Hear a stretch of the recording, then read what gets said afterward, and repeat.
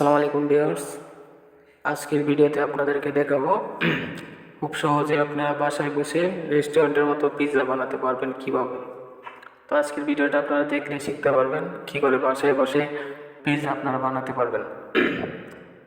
তো আপনারা পুরো ভিডিওটি দেখেন, দেখলেই শিখতে পারবেন। আগে পিৎজার জন্য আমি খামির নিয়ে নিয়েছি। খামিরটাকে আগে রুটি বানাতে হবে গোল করে।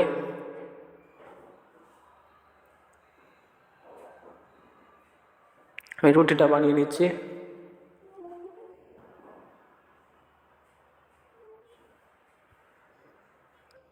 তো আপনারা আমার ফেসবুক পেজ বা ইউটিউব চ্যানেলে যারা নতুন হয়ে থাকেন অবশ্যই চ্যানেলটি সাবস্ক্রাইব করবেন, তাহলে নতুন নতুন ভিডিও আমার আপডেটগুলো পেয়ে যাবেন। তো আমি রুটিটা বানিয়ে আমি একটা পিৎজার ডাইস নিয়ে নিয়েছি। এই ডাইসটার মধ্যে পিৎজাটাকে আমি তৈরি করার জন্য রেডি করতেছি। কাঁটা চামচ নিয়ে পিৎজার রুটিটাকে আমি নিচ দিয়ে একটু করে দিলাম, তাহলে আপনার ওভেনের যে হিটটা এটা নিচ দিয়ে যাবে। এখন আমি চিলি সস দিয়ে দিব। চিলি সসটা দেওয়ার পরে পোড়াটা রুটির মধ্যে দিতে হবে। সসটা পোড়াটা রুটির মধ্যে চামচ দিয়ে দিতে হবে সসটাকে। এখন দিয়ে দিব চিকেন, যেহেতু আমি চিকেন দিয়ে পিৎজা বানাচ্ছি।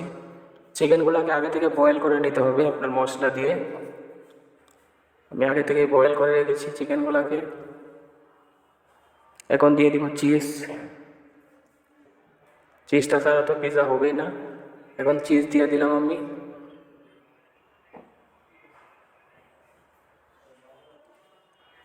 চিজগুলো দিচ্ছি।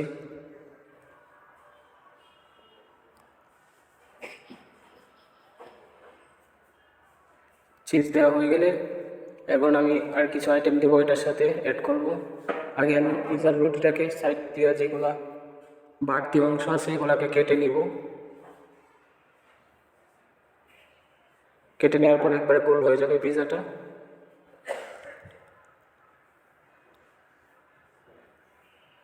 কেটে নিলাম। এখন আর কিছু আইটেম এটার মধ্যে আমি অ্যাড করবো।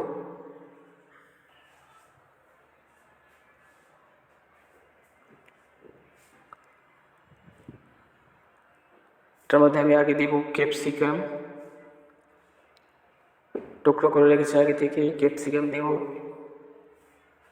তারপরে মাশরুম দেবো এটার মধ্যে।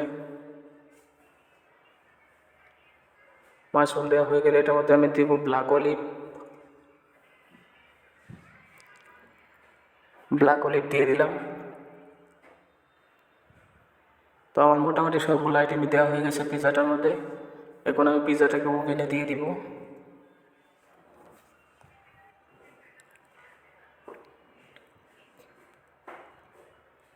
ওভেনে দিয়ে দেবো পিৎজাটাকে।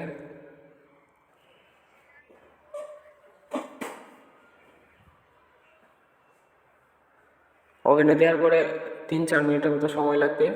এখানে টাইমটাকে আপনাদেরকে দেখাবে 3 মিনিট প্লাস সময় লাগতেছে এখানে।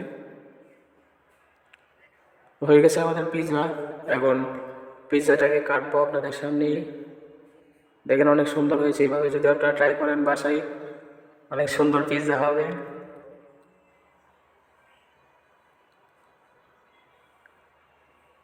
এখন স্লাইস করবো পিৎজাটাকে। এটাকে 6টা স্লাইস করলে মোটামুটি স্লাইসগুলো একটু বড়ই হয়।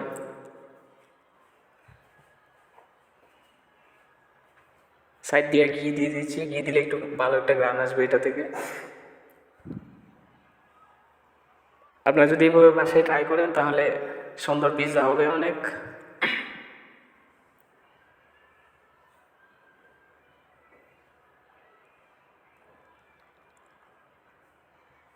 হয়ে গেছে আমার কাটা।